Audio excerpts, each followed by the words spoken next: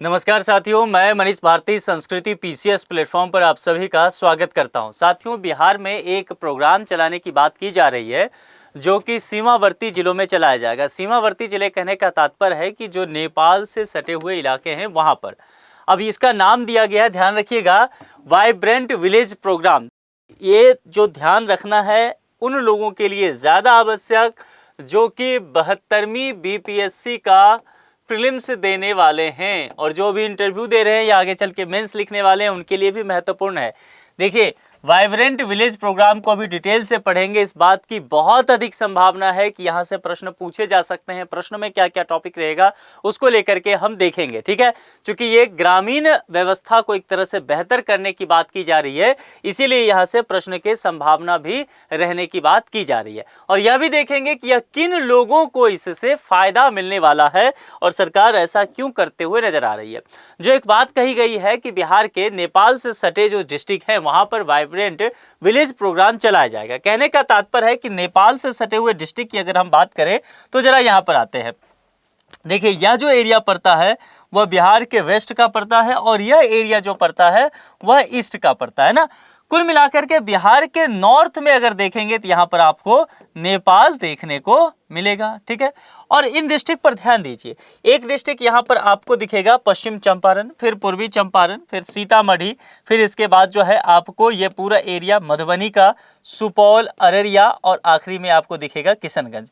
तो कुल मिलाकर के अगर आप डिस्ट्रिक्ट की संख्या यहाँ पर निकालें तो 1 2 3 4 5 6 7, तो नेपाल से लगने वाले डिस्ट्रिक्ट कितने हुए? 7। अब बताइए मुझे, अगर प्रश्न में ये आ जाए, अब कहीं यहाँ पर ये दिया हुआ नहीं है, लेकिन अगर ये प्रश्न में आ जाए कि वाइब्रेंट विलेज प्रोग्राम बिहार के किन डिस्ट्रिक्ट में चलाए जाएंगे और सेट बना करके आपके दे दे, पश्चिम चंपारण, पूर्वी चंपारण, किशनगंज और दरभंगा, तो क्या वो विकल्प सही होगा? नहीं होगा, क्योंकि दरभंगा उसमें नहीं है। आपके दिमाग क्या काम करना चाहिए कि जो सीमावर्ती डिस्ट्रिक्ट हैं, बॉर्डर से टच करता हुआ, नेपाल के साथ अंतर्राष्ट्रीय सीमा जो टच करता हुआ डिस्ट्रिक्ट है, वहीं पर यह प्रोग्राम चलाया जाएगा। पहली बात तो ये हो गया ना। और ये अगर प्रश्न आ जाए कि वाइब्रेंट विलेज प्रोग्राम बिहार के कितने डिस्ट्रिक्ट में चलाया जाएगा, तो ध्यान रहेगा क्या होगा answer? 7। Vibrant village program Bihar के किस एरिया में चलाया जाएगा? तो सीमावर्ती क्षेत्र में। अगर नेपाल से सटा हुआ देगा तो किधर होगा? नेपाल से सटा हुआ एरिया में। बस ध्यान रखना है। कुल मिलाकर के यहां से प्रश्न बनने की सबसे अधिक संभावना है, इसलिए मैं बार बार इसको जोर दे रहा हूं, ये ध्यान रखना है। तो ये हो गया। अब चलिए, बिहार पुलिस सप्ताह के दौरान सशस्त्र सीमा बल, अब यहां पर क्यों नाम आया एसएसबी का? क्या बात किया गया? किस एरिया में चलाया जाएगा? सीमावर्ती एरिया में। तो फिर क्या होगा? सीमा बल। तो इसीलिए एसएसबी की बात की गई है। तो एसएसबी के साथ कोऑर्डिनेशन इसमें स्थापित किया जाएगा और फिर इस प्रोग्राम को आगे बढ़ाया जाएगा। अब इसका मोटो आपसे पूछ सकता है, तो मदद किससे, कोऑर्डिनेशन किससे? एसएसबी के साथ। तो दो चीजें हो गया। अब मोटो किसी भी प्रश्न में देखेंगे, पिछले 2-3 सालों का पीवाईक्यू अगर देखें, प्रीवियस ईयर क्वेश्चन का एनालिसिस देखें, तो मोटो पूछा जा रहा है स्टेटमेंट वाले में। तो उद्देश्य क्या होगा? सीमावर्ती इलाकों में जो रहने वाले लोग हैं इनके बीच क्या?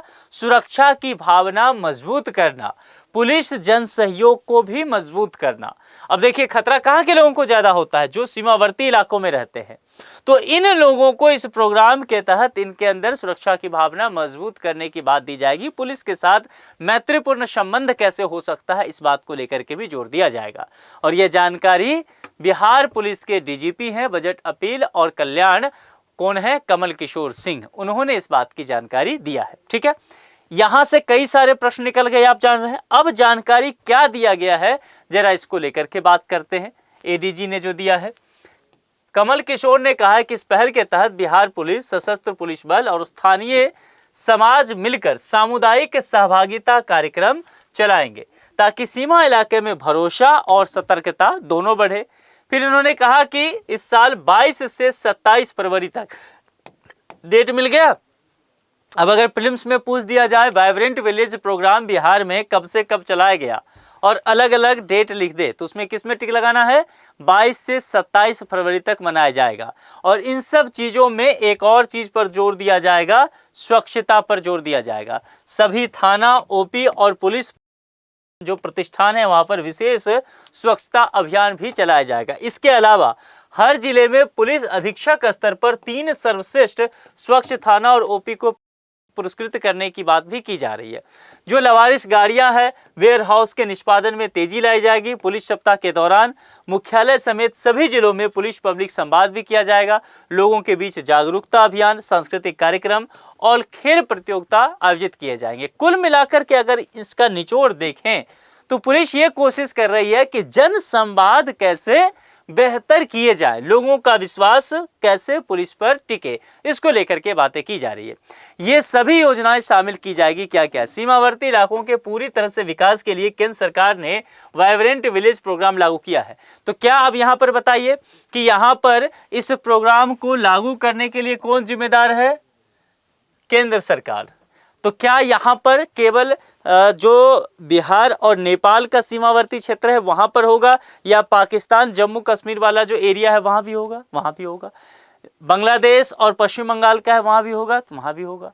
कुल मिलाकर के अगर केंद्र सरकार इस पर काम कर रही है वाइब्रेंट विलेज प्रोग्राम पर, तो जो एरिया इस देश का सीमावर्ती इलाका होगा उन सभी पर यह काम किया जाएगा। उद्देश्य क्या होगा? सीमा से सटे गांव में रहने वाले जो लोग हैं उनकी लाइफस्टाइल बढ़ाई जाए, बेहतर किया जाए।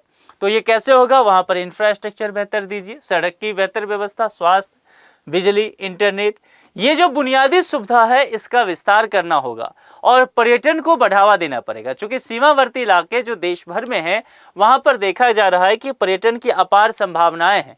इसलिए अब बिहार के नजरिए से देखेंगे, सीतामढ़ी के पुनौरा धाम में क्या हो रहा है?